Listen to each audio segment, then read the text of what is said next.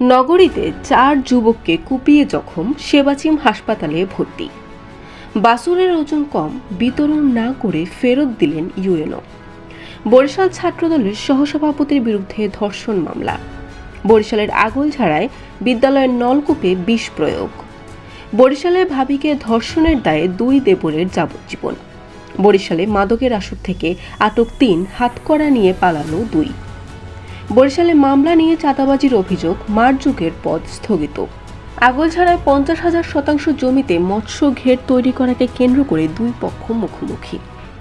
এতক্ষণ শুনলেন সংবাদ শিরোনাম, এখন বিস্তারিত। বরিশাল নগরীর পলাশপুর এলাকায় পূর্বের শত্রুতার জের ধরে ও মাদকদ্রব্য ইয়াবা গাঁজা বিক্রয় প্রতিবাদ করায় 4 যুবককে কুপিয়ে জখম করার অভিযোগ পাওয়া গেছে। সোমবার রাত আনুমানিক 11টার সময় পলাশের বাসার সামনে এই হামলার ঘটনা ঘটে। বরিশালের গৌরনদী উপজেলায় ওজন কম এবং রুগ্ন হওয়ায় জেলেদের মধ্যে বিতরণের জন্য আনা 65টি বকনা বাছুর ফেরত পাঠিয়েছেন উপজেলা নির্বাহী কর্মকর্তা ও পৌর প্রশাসক রিফাত আরা মৌরি। মঙ্গলবার উপজেলা পরিষদ চত্বরে বকনা বাছুর বিতরণকালে এই ঘটনা ঘটে।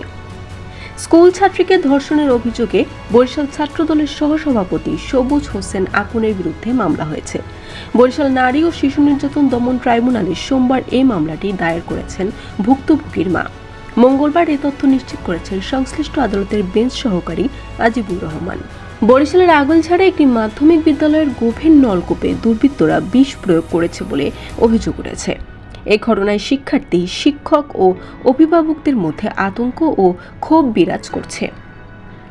বরিশালে গৃহবধূকে ধর্ষণ ও জখমের দায়ে তার চাচাতো 2 দেবরকে যাবজ্জীবন কারাদণ্ড দিয়েছেন আদালত।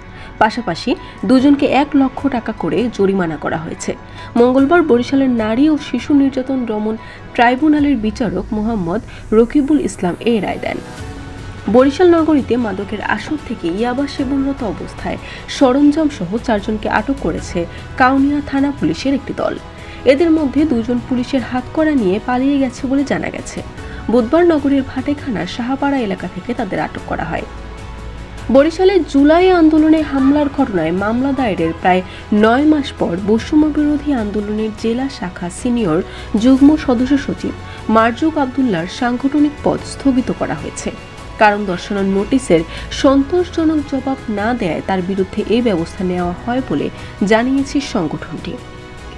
বরিশালের আগলঝাড়ায় 500 একর জমি নিয়ে মৎস্য ঘের তৈরি করা হচ্ছে। ওই ঘেরের অধিকাংশ জমির মালিকদের না জানিয়ে ঘের তৈরির অভিযোগ উঠেছে স্থানীয় প্রভাবশালীদের বিরুদ্ধে। সরকারি রাস্তা কেটে তারা ঘের তৈরি করছে। এই ঘটনা নিয়ে 2 পক্ষের মধ্যে উত্তেজনা বিরাজ করছে। বরিশাল.নিউজ।